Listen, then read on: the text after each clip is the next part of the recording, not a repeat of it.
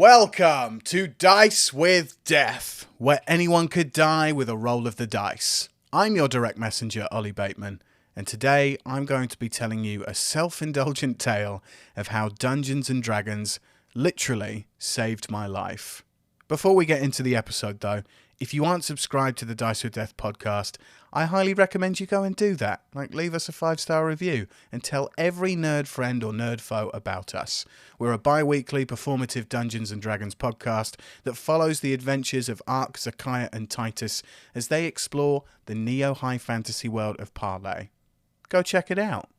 I mean, you're already here, so you are checking it out, but tell more people to check it out. It'd be fun. So, how did I discover Dungeons & Dragons? Mainly through the media that I watched growing up, I'd say. South Park, Family Guy, American TV in general always portrayed nerds as like basement-dwelling goblins, something that you did with friends in the dark of night, away from parents, away from the satanic rule of D&D. It'd always been in my peripherals growing up.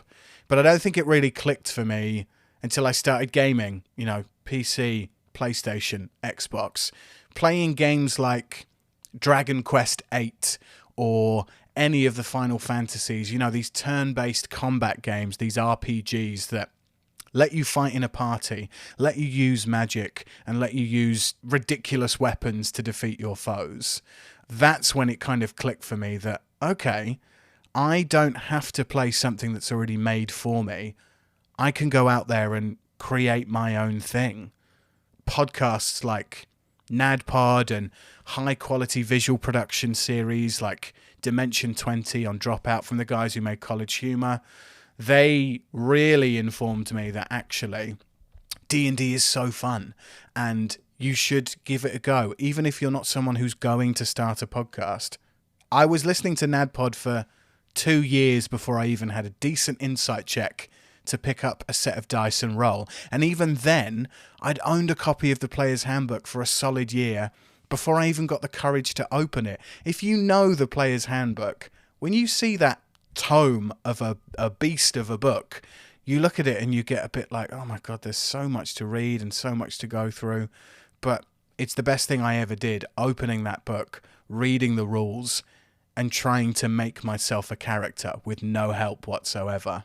Why did it take me such a long time to play? Honestly, even though I myself am a bona fide nerd, and much of my mates are bona fide nerds, I didn't think any of them even knew D&D existed.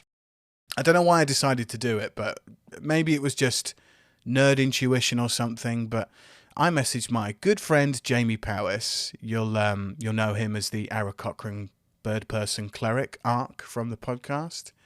We found a game at a tabletop RPG cafe in Birmingham, and along with our dear friend Yaz, sweet Yaz, we went and played a game. On first glance, if you walked into that room with me, Jamie, Yaz, and 20 other people sat around the table, it was awful.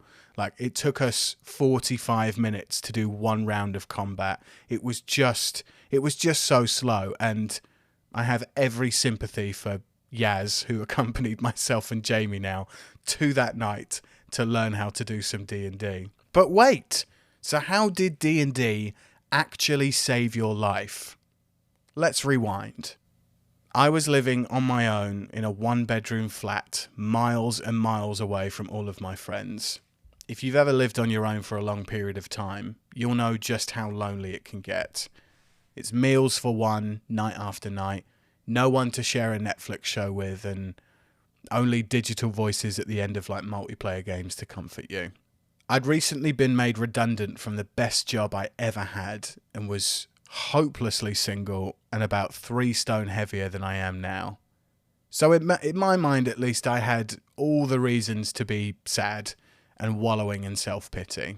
This is where it gets super deep now, so if you're of a nervous disposition, buckle up. And before I say what I'm going to say, Jamie, Amy, and Adam have never heard me tell this story before, so this is new for everyone. A week before I'd messaged Jamie, I was in such a bad place mentally that I decided to attempt suicide. I survived and went on with my life as if nothing had happened. I spent a week wallowing again, but still arranged this game with Jamie. And on the day that we were due to meet up and play for the first time, I spent the morning staring at a box of ridiculously strong painkillers that in a high dose could kill me. Like, I'm not lying when I say I spent 8 hours staring at this box of painkillers thinking it probably wouldn't take long, that the effects would kick in and I'd be out soon after. But there was this little voice in my head that kept saying, just go play the game.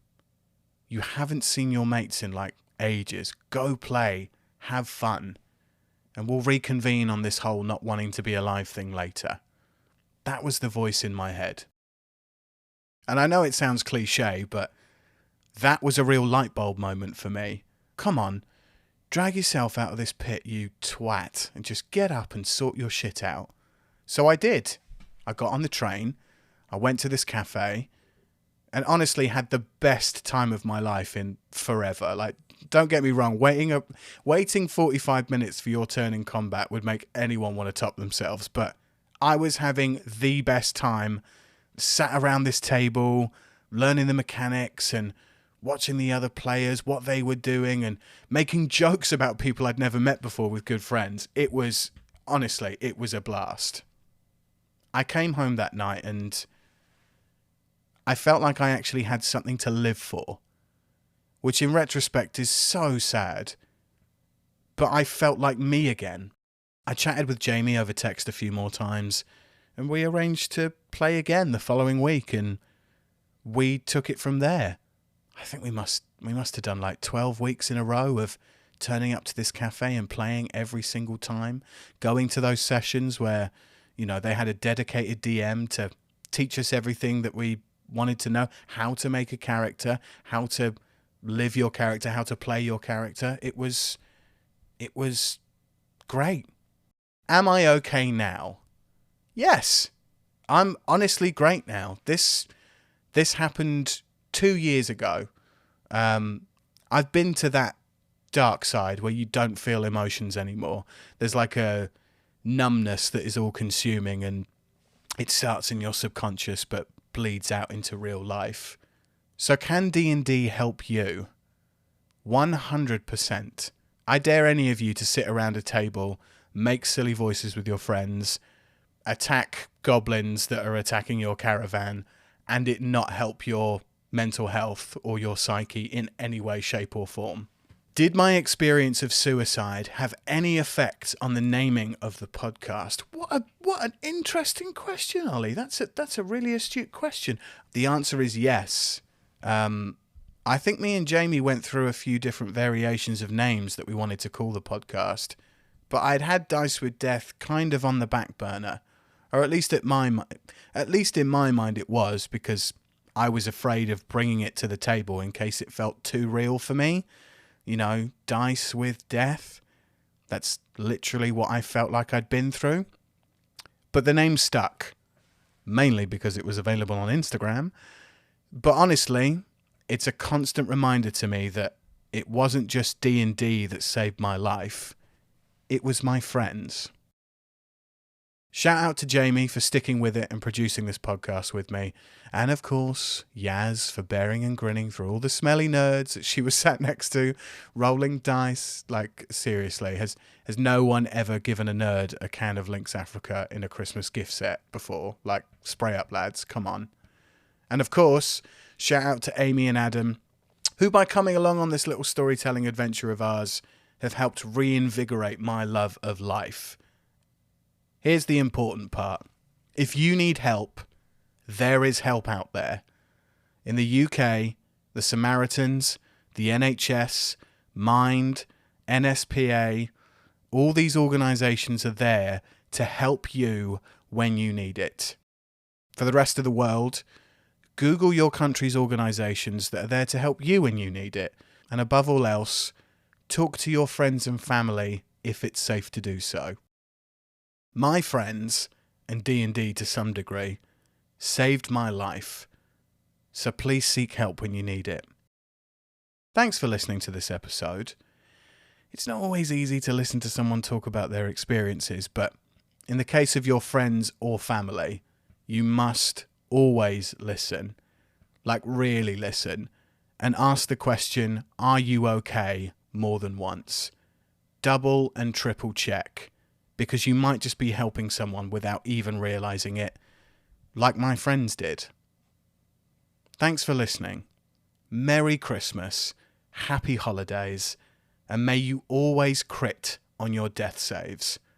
Or get the help action from your friends. Bye guys.